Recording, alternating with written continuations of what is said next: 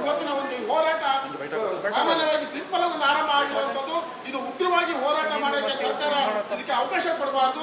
ಹಾಗಾಗಿ ಹೆಗಡೆ ಅವರು ಯಾವುದೇ ಬ್ಯಾಂಕ್ ಹೋಗಿ, ನ್ಯಾಷನಲ್ ಬ್ಯಾಂಕ್ ಹೋಗಿ, ಮತ್ತೊಂದು ಬ್ಯಾಂಕ್ ಹೋಗಿ, ಇವತ್ತು ನಮ್ಮ ತಾಯಂದಿರು, ಅಕ್ಕ ತಂಗಿಯರು ಇವತ್ತು ಸಬಲೀಕರಣ ಆಯ್ತಲ್ಲ. ನಮ್ಮ ತಾಯಂದಿರಿಗೆ ಹಣ ಸಿಗ್ತಿರ್ಲಿಲ್ಲ, ಗಂಡನ್ನೇ ಅವಲಂಬಿಸ್ಕೊಂಡಿದ್ರು. ನನ್ನ ಅಕ್ಕ ತಂಗಿಯರು ಇವತ್ತು ಹಣ ಎಲ್ಲರ ಕೈಲೂ ಓಡಾಡಕ್ಕಾಯ್ತು. ಅದು ನನ್ನ ತಾಯಂದಿರ ಕೈಲಿ ಎಲ್ಲ ಸಬಲೀಕರಣ. ನಾವು ಕರ್ನಾಟಕದಲ್ಲಂತೂ ನಮಗೆ ಅದು ನಮಗೆ ಗೊತ್ತಿರುವಾಗ ದೇಶದ ದಕ್ಷಿಣದ ಭಾಷೆ ಅಂತ ಹೇಳ್ತೇವೆ. ಇಂಥ ಕ್ಷೇತ್ರದ ಮೇಲೆ ಕಳೆದ ಕೆಲವು ವರ್ಷಗಳಿಂದ ಅನಗತ್ಯವಾದ ಅನೇಕ ಆರೋಪಗಳನ್ನ ಮಾಡ್ತಾ ಬಂದರು. ಪೊಲೀಸಿನ ಇದು ಕೊಟ್ಟು ಸರ್ಕಾರ SIT ಮಾಡ್ತದೆ. ಇದನ್ನು ಸ್ವಾಗತ ಮಾಡ್ತೇವೆ ನಾವು, ಯಾಕಂದರೆ ತನಿಖೆ ಆಗಬೇಕು, ಸತ್ಯ ಇರಬೇಕು, ಗೊತ್ತಾಗಬೇಕು. ಈಗ 13 ಕಡೆಗಳಲ್ಲಿ ತನಿಖೆ ಮಾಡಿದಾಗ ಆತ ಹೇಳಿರ್ತಕ್ಕಂಥ ಒಂದು ಕಡೆಯಲ್ಲಿ ಮಾತ್ರ ಕೆಲವು ಮೂಲೆಗಳು ಸಿಕ್ಕಿದೆ, ಬೇರೆ ಎಲ್ಲದಿಂದ ಇದನ್ನೆಲ್ಲವನ್ನು ಗಮನಿಸ್ತಾ ಇದ್ದೀವಿ. ಇವತ್ತು ನಮ್ಮ ತಾಳ್ಮೆಯ ಕಟ್ಟೆ ಒಂದು ರೀತಿಯಲ್ಲಿ ಒಂದು ಇದಕ್ಕೆ ಬಂದು ನಿಂತಿದೆ. ಇವತ್ತು ಅದು ಒಡಿಬಾರ್ದು, ಇನ್ನು ಮುಂದಕ್ಕೆ ಒಡಿಬಾರ್ದು ಅಂತ ಹೇಳಿದ್ರೆ ಆ ವ್ಯಕ್ತಿಗಳನ್ನ ನಿಜವಾಗ್ಲೂ ಕೂಡ ತನಿಖೆ. ನಮ್ಮ ಅಧ್ಯಕ್ಷರು ಸರಿ ನೋಡಿ,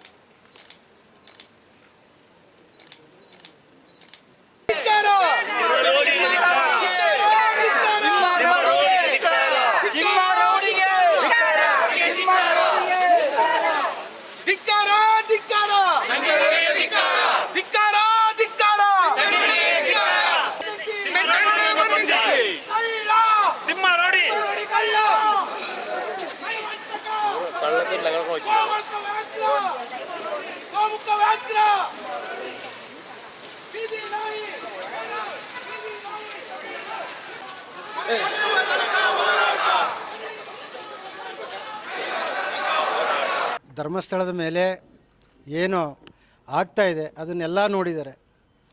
ಇವತ್ತು ಧರ್ಮಸ್ಥಳ ಇವತ್ತು ಇಡೀ ಭಾರತ ದೇಶದಲ್ಲೇ ಒಂದು ಶ್ರದ್ಧಾ ಕೇಂದ್ರ. ನಮಗೆ ಒಳ್ಳೆಯ ನಾವು ಏನು ಎಲ್ಲಿ ನಾವು ಒಂದು ಒಗ್ಗಟ್ಟನ್ನು ಕಾಣ್ತೀವಿ ಅಂತೇಳಿದರೆ ಧರ್ಮಸ್ಥಳದಲ್ಲಿ ಮಾತ್ರ ನಾವು ಒಗ್ಗಟ್ಟನ್ನು ಕಾಣ್ಬೋದು. ಎಲ್ಲ ಧರ್ಮದ ಎಲ್ಲ ಜನಾಂಗದ ಒಂದು ಶಾಂತಿಯ ತೋಟ ಅಂತೇಳಿದರೆ ಧರ್ಮಸ್ಥಳ. ಈ ಧರ್ಮಸ್ಥಳಕ್ಕೆ ಸ್ವಲ್ಪ ಕಿಡಿಗೇಡಿಗಳು, ಮಟ್ಟಣ್ಣನವರಾಗಿರ್ಬೋದು, ತಿಮರೋಡಿ ಆಗಿರ್ಬೋದು, ಸಮೀರ್ ಆಗಿರ್ಬೋದು, ಇಂಥ ಅವರೆಲ್ಲ ಪೇಮೆಂಟ್ ಗಿರಾಕಿಗಳು. ಈ ಪೇಮೆಂಟ್ ಗಿರಾಕಿಗಳಿಂದ ಈ ರೀತಿ ಆಗ್ತಾಯಿದೆ. ಈ ಪೇಮೆಂಟ್ ಗಿರಾಕಿಗಳನ್ನು ನಾವು ಇಲ್ಲಿವರೆಗೆ ಸುಮ್ಮನೆ ಬಿಡಬಾರ್ದಿತ್ತು. ಅವರನ್ನು ನಾವು ಇವತ್ತು ಸರ್ಕಾರ SITಯನ್ನು ರಚನೆ ಮಾಡಿದೆ. ಸರ್ಕಾರಕ್ಕೆ ಮತ್ತು SIT ಅವರಿಗೆ ನಾವು ಕೃತಜ್ಞತೆಯನ್ನು ಹೇಳ್ತಾ ಇದ್ದೀವಿ. ಯಾಕೆ ಅಂತೇಳಿದರೆ ಒಂದು ತನಿಖೆ ಆಗಿ ನಮ್ಮ ಮಂಜುನಾಥ ಸ್ವಾಮಿ ಮತ್ತು ವೀರೇಂದ್ರ ಹೆಗಡೆಯವರು ದೋಷ ಮುಕ್ತರಾಗಬೇಕು ಅಂಥೇಳಿ ನಾವು ಭಾಳ ಕರ್ನಾಟಕ ರಾಜ್ಯದಿಂದ 31 ಜಿಲ್ಲೆಯಿಂದನೂ ಸಹ ನಾವು ಇವತ್ತು ಒಂದು ಯಾತ್ರೆಯನ್ನು ಪ್ರಾರಂಭ ಮಾಡ್ತಾ ಇದ್ದೇವೆ. ಈ ಯಾತ್ರೆ ಧರ್ಮಸ್ಥಳದ ಉಜಿರೆಯಿಂದ ಧರ್ಮಸ್ಥಳದವರೆಗೆ ಪಾದಯಾತ್ರೆಯನ್ನು ಮಾಡಿ ನಾವು ಅದನ್ನು ಸಂಪೂರ್ಣವಾಗಿ ಮಾಡಿ ನಮ್ಮ ಹೆಗಡೆಯವರು ನಿರ್ದೋಷಿ ಅಂತೇಳಿ ತೀರ್ಪು ಬರಬೇಕು SITಯಿಂದ. ಅದೇ ರೀತಿ ನಾವು ಹೋರಾಟವನ್ನು ನಾವು ಮಾಡ್ತೇವೆ. ಈ ಹೋರಾಟದಲ್ಲಿ ನಾವು ಜಯಶೀಲರಾಗ್ತೇವೆ ಅಂಥೇಳಿ ನಮಗೆ ನಂಬಿಕೆ ಇದೆ. ಈ ಹಿಂದೆಯಿಂದಲೂ ಕೂಡ ನಮ್ಮೆಲ್ಲ ಶ್ರದ್ಧಾ ಕೇಂದ್ರಗಳ ಮೇಲೆ ನಿರಂತರವಾಗಿ ಬೌದ್ಧಿಕ ದಾಳಿಯನ್ನು ಮಾಡ್ತಕ್ಕಂಥದ್ದನ್ನು ನಾವು ನೋಡ್ತಾ ಇದ್ದೇವೆ. ಈಗ ಅದು ಬಂದು ಶ್ರೀಕ್ಷೇತ್ರ ಧರ್ಮಸ್ಥಳದ ಮೇಲೆ ಕಳೆದ 10 ವರ್ಷಗಳಿಂದಲೂ ಕೂಡ ಈ ರೀತಿಯ ವಿಚಾರಗಳನ್ನು ಹೇಳ್ತಾ ಬಂದರು. ಕಳೆದ ಕೆಲವು ವರ್ಷಗಳಿಂದ ಅದು ವಿಪರೀತ ಮಟ್ಟಕ್ಕೆ ಹೋಯಿತು.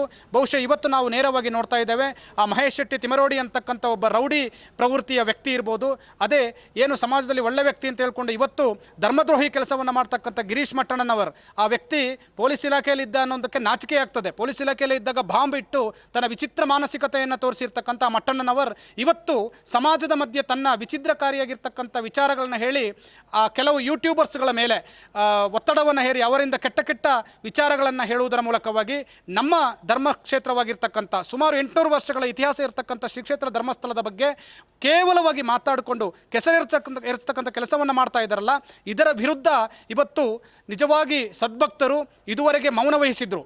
ಆದರೆ ಇವತ್ತು ಮೌನಕ್ಕೆ ಕೊನೆಯಾಗಿದೆ.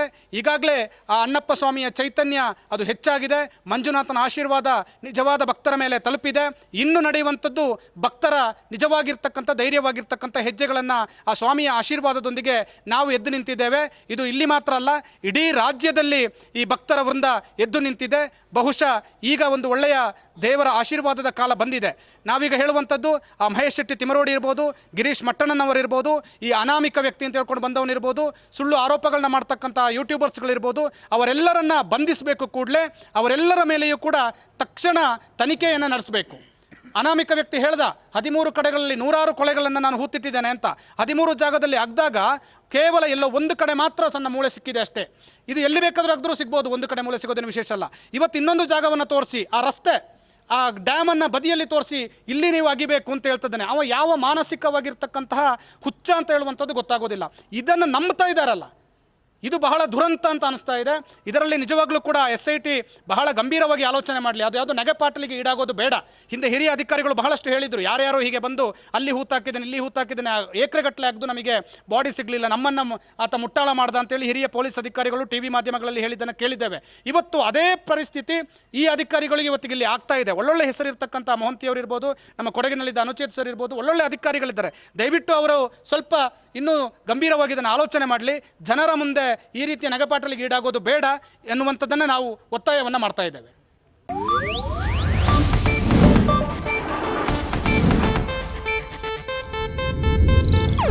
ಇದು ಏಷ್ಯಾನೆಟ್ ನ್ಯೂಸ್ ನೆಟ್ವರ್ಕ್ ಪ್ರಸ್ತುತಿ.